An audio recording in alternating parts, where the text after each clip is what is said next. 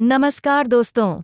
आज हम आपको सुनाएंगे ज्येष्ठ माह की कृष्ण पक्ष की एकादशी व्रत कथा, जिसे अपरा या अचला एकादशी भी कहते हैं।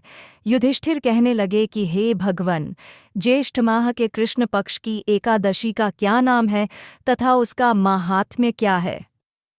भगवान श्री कृष्ण कहने लगे कि हे राजन, यह एकादशी अचला तथा अपरा दो नामों से जानी जाती है। पुराणों के अनुसार यह एकादशी अपार धन देने वाली है। जो मनुष्य इस व्रत को करते हैं वे संसार में प्रसिद्ध हो जाते हैं। इस दिन भगवान त्रिविक्रम की पूजा की जाती है।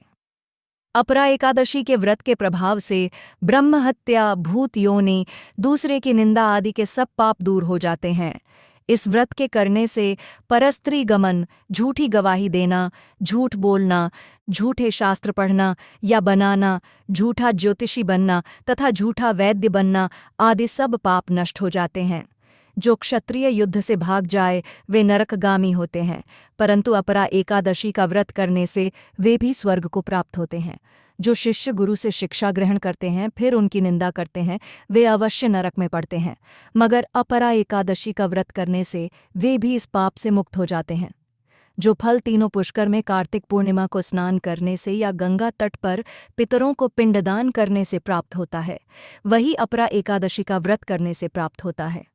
मकर के सूर्य में प्रयागराज के स्नान से, शिवरात्रि का व्रत करने से, सिंह राशि के बृहस्पति में गोमती नदी के स्नान से, कुंभ में केदारनाथ के दर्शन या बद्रीनाथ के दर्शन, सूर्य ग्रहण में कुरुक्षेत्र के स्नान से, स्वर्णदान करने से अथवा अर्धप्रसूता गौदान से जो फल मिलता है वही फल अपरा एकादशी के व्रत से मिलता है। यह व्रत पापरूपी वृक्ष को काटने के लिए कुल्हाड़ी है, पापरूपी ईंधन को जलाने के लिए अग्नि, पापरूपी अंधकार को मिटाने के लिए सूर्य के समान, मृगों को मारने के लिए सिंह के समान है। मनुष्य को पापों से डरते हुए इस व्रत को अवश्य करना चाहिए। अपरा एकादशी का व्रत तथा भगवान का पूजन करने से मनुष्य सब पापों से छूटकर विष्णु लोक को जाता है।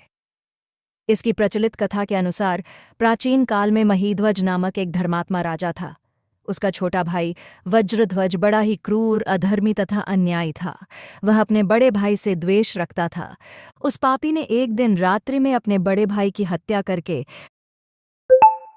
उसकी देह को एक जंगली पीपल के नीचे गाड़ दिया। इस अकाल मृत्यु से राजा प्रेतात्मा के रूप में उसी पीपल पर रहने लगा और अनेक उत्पात करने लगा। एक दिन अचानक धौम्य नामक ऋषि उधर से गुजरे। उन्होंने प्रेत को देखा और तपोबल से उसके अतीत को जान लिया।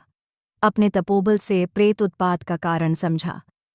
ऋषि ने प्रसन्न होकर उस प्रेत को पीपल के पेड़ से उतारा तथा परलोक विद्या का उपदेश दिया।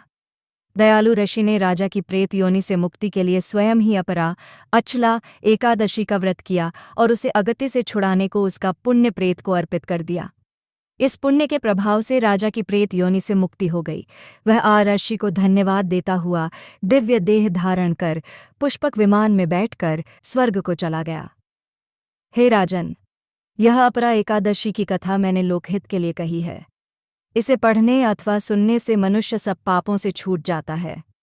श्रोताओं, अगर वीडियो पसंद आई है तो वीडियो को लाइक करके कमेंट में जय है श्री कृष्णा ज़रूर लिखें, और साथ ही अगर आप हमारे इस यूट्यूब चैनल पर नए हैं तो चैनल को सब्सक्राइब करना ना भूलें, क्योंकि हर एकादशी को आपको हमारे चैनल पर एकादशी की कथाएं और सभी अन्य कथाएं सुनने को मिलेंगी।